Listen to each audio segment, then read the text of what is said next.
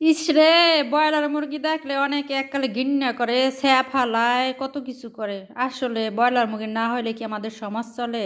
তাহলে আমরা কিভাবে সমাজ চালাই? প্রত্যেকের ঘরে ঘরেই কিন্তু ব্রয়লার মুরগি লাগে। ব্রয়লার মুরগি না হলে কিন্তু ছোট বড় বাচ্চাদের সবারই কিন্তু প্রিয় খাবার ব্রয়লার মুরগি। সুন্দর করে যদি রান্না করা যায় তাহলে অনেক মজা করে কিন্তু বেশি করেই ভাত খাওয়া যায়। হ্যালো এভরিওয়ান, আসসালামু আলাইকুম। অনেক কথা বলে ফেললাম।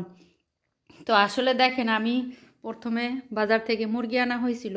তো এরপরে আমি পাট ও সব কিছু সুন্দর করে, এই যে দেখেন, কলিজাগুলো আলাদা করে আবার একটু গরম পানি দিয়ে সেদ্ধ করে নিছি, যাতে ওই যে ময়লা থাকে কলিজার মধ্যে। এরপরে আমি এখানে 3 ভাগ, মুরগিটা বড়ই ছিল মোটামুটি 3 ভাগ করে। আসলে একদিনে তো খাওয়া যায় না, আমরা তো গরিব মানুষ, তাই না? একবারে রান্না করে খাইলে তো আবার পরের দিন কী খাবো সেটাও চিন্তা করা লাগে। তাই একটু হিসেব নিকাশ করেই খাইতে হয় আর কি। তো এই তো দেখেন, মুরগির মাংসগুলো একটু ভেজে নিলাম। আসলে ভেজে রান্না করলে তো দেখেন অসম্ভব কিন্তু খেতে মজা হয়। আসলে আপনার যদি বনের দুলফাও যদি একটু ভালো তাৎপর্য করে রান্না করা হয় তাহলে সেক্ষেত্রে কিন্তু খেতে অনেকটাই মজা হয়। আসলে অনেকে বলেন না এগুলো আমরা খাই না, একাল উটকি দেয়, পাঙ্গাস খায় না, তেলাপিয়া খায় না, এই ব্রয়লার খায় না। আসলে খাইবে কী রে মানুষ?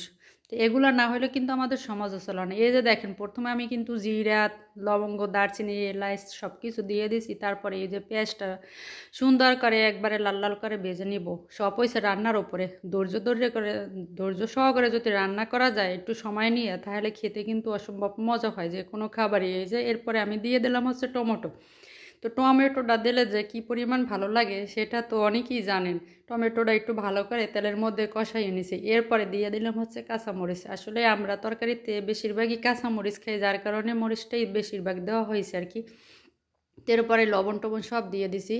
তো এভাবে আমি হচ্ছে রান্না করি। আর রান্নাটা এভাবে করলে কিন্তু খেতে অনেক মজা হয়, অনেক স্বাদও হয়।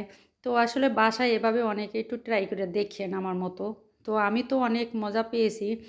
তো এরপরে আমি দিয়ে দিলাম হচ্ছে আদা রসুন বাটা।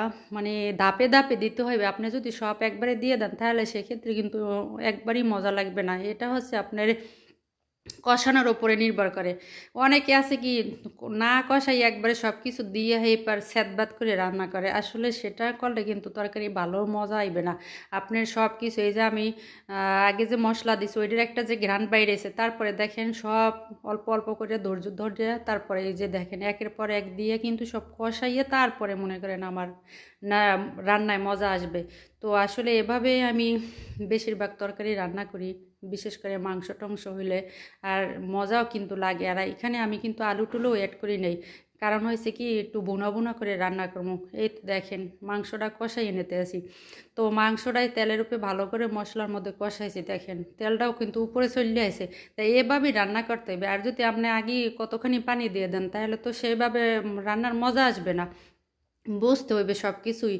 যে মনে করেন খালি কথা কইয়ে উপরে থাকমু, বড় বড় কথা কমু, সেটা না। রান্না কিন্তু একটা আর্ট, রান্না কিন্তু একটা শিল্প। রান্না হয়েছে আমাদের সবাইকে মন ভরে প্রাণ ভরে যদি খাওয়াইতে পারেন রান্নার, কিন্তু সেক্ষেত্রে দেখবেন সবার মন পাইবেন, প্রশংসা পাইবেন। এভাবে রান্না করবেন, তাহলে পরিবারের কাছে ভালো থাকবেন। তো আসলে তো অনেক কথা বললাম, এদিকে আমার কিন্তু রান্নাও কমপ্লিট হয়ে গেছে। তো আজকের মতো ভিডিও, ভালো থাকবেন সবাই। কেমন হলে সবাই কমেন্ট করে জানাবেন।